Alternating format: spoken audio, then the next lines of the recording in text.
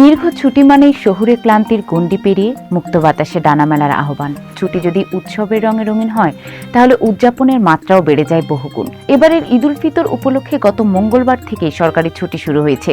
ঘোষিত এই ছুটির মেয়াদ টানা 7 দিন হলেও চলতি মার্চের বাকি সময় জুড়েও ছুটির আমেজে থাকবে গোটা দেশ।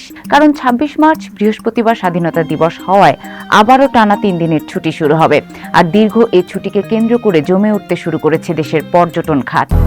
200-র বেশি সার্ভিস ও ফিচারে লেনদেনের সব বিকাশ অ্যাপে সম্ভব। দেশের অভ্যন্তরীণ পর্যটনের জন্য সবচেয়ে আকর্ষণীয় জেলা কক্সবাজার এরই মধ্যেই সরগরম হয়ে উঠেছে। সমুদ্র তীরবর্তী জেলাটির প্রায় 90% আবাসিক হোটেল মোটেল আগাম বুকিং হয়ে গেছে। কক্সবাজার ছাড়াও পর্যটকদের বরণ করে নিতে প্রস্তুত বান্দরবান, রাঙামাটি, খাগড়াছড়ি, সিলেট, পটুয়াখালী সহ বিভিন্ন জেলার পর্যটন সংশ্লিষ্টরা। উচ্চ ও উচ্চ মধ্যবিত্তরা বরাবরের মতোই দীর্ঘ ছুটি কাটাতে বিদেশে ছুটছে। তবে গত বছরের মতো এবারও স্বপ্ন খরচে মধ্যবিত্তদের ছুটি কাটানোর সবচেয়ে আকর্ষণীয় স্থান ভারতের ভিসা প্রায় বন্ধ রয়েছে। নিকট দূরত্বের দেশগুলোর মধ্যে শ্রীলঙ্কা, নেপাল ও ভুটানেও উল্লেখযোগ্য সংখ্যক বাংলাদেশি ঘুরতে যাচ্ছেন বলে খাত সংশ্লিষ্টরা জানিয়েছেন।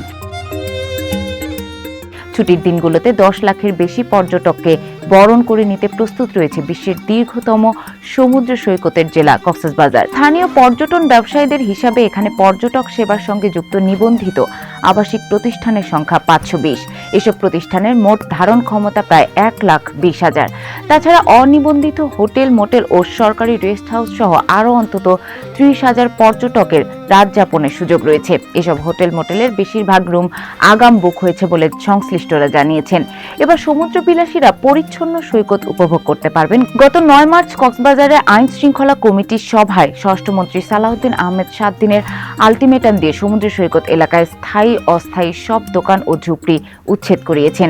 এতে সৈকতে সৌন্দর্য ফিরে এসেছে। সুগন্ধা ও কলাতলি পয়েন্টের বালুচরে এখন কোনো স্থাপনা নেই।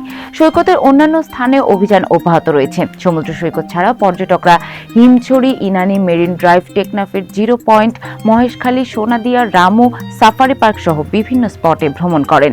হোটেল কক্স ট্যুরের সহকারী জেনারেল ম্যানেজার আবু তালেব জানান, এবারের ছুটিতে পর্যটকদের বরণ করে নিতে আমরা প্রস্তুতি নিচ্ছি। হোটেলের প্রয়োজনীয় সংস্কার করা হয়েছে। ঈদের পরদিন থেকে 1 সপ্তাহ আমাদের অগ্রিম বুকিং রয়েছে। ট্যুর অপারেটর অ্যাসোসিয়েশন অব কক্সবাজারের সাবেক সভাপতি রেজাউল করিম রেজা বলেন, কক্সবাজারের পর্যটন সেক্টরে প্রতিদিন 1,20,000 মানুষ থাকার সক্ষমতা রয়েছে। আশা করছি এবারে টানা 10 দিনের ছুটিতে প্রতিদিন লাখেরও বেশি মানুষ কক্সবাজারে আসবেন। পর্যটকদের হয়রানি মুক্ত ভ্রমণ নিশ্চিত করতে প্রশাসনও প্রস্তুত রয়েছে বলে জানান কক্সবাজার জেলা প্রশাসক মোহাম্মদ মান্নান। তিনি বলেন, ঈদের ছুটিতে কক্সবাজারে আসা পর্যটকদের স্বাচ্ছন্দ্য ভ্রমণ ও নিরাপত্তার জন্য আমরা কাজ করছি। এরই মধ্যে হোটেল মোটেল মালিক ও পর্যটন সংশ্লিষ্টদের সঙ্গে 1 দফা বৈঠক করা হয়েছে।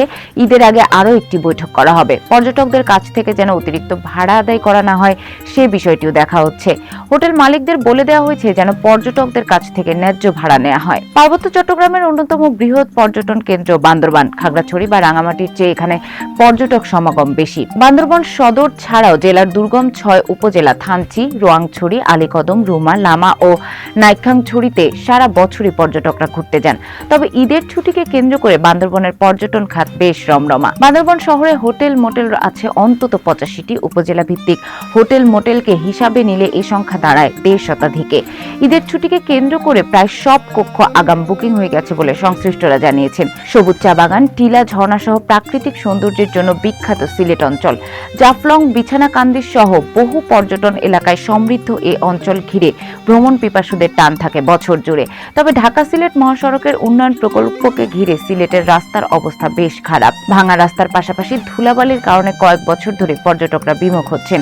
সিলেট অঞ্চলের 5 তারকা মানের অবকাশ কেন্দ্রগুলোর একটি হবিগঞ্জের দ্য প্যালেস লাক্সারি রিসোর্ট। ছোট ছোট টিলার মধ্যে সবুজের নৈসর্গিক সৌন্দর্যের রিসোর্টটির ব্যবস্থাপনা পরিচালক আরিফুর রহমান জানান, ঢাকা সিলেট মহাসড়কের কাজ কয়েক বছর ধরে চলছে। রাস্তার অবস্থা ভালো না থাকায় সিলেটের পর্যটন খাত ক্ষতিগ্রস্ত হচ্ছে। তবে আমাদের প্যালেস লাক্সারি রিসোর্টের বুকিং বেশ ভালো। ঈদ উল ফিতরের দীর্ঘ ছুটির কারণে পুরো মার্চের বুকিং এর 90% শেষ হয়ে গেছে। আশা করছি বাকি রুম ও ভিলাগুলো বুকড হয়ে যাবে। একই সঙ্গে সূর্যোদয় ও সূর্যাস্ত উপভোগ করার জন্য বিখ্যাত সমুদ্র সৈকত পটুয়াখালীর কুয়াকাটা। ঈদের ছুটিতে সাগরকন্যা খ্যাত এ পর্যটন এলাকাটিও সমুদ্রপ্রেমীদের বরণ করে নিতে প্রস্তুত রয়েছে। তবে অন্য পর্যটন এলাকার তুলনায় আগাম বুকিং এর ক্ষেত্রে কিছুটা পিছিয়ে রয়েছে এলাকাটির হোটেল, মোটেল ও রিসোর্টগুলো।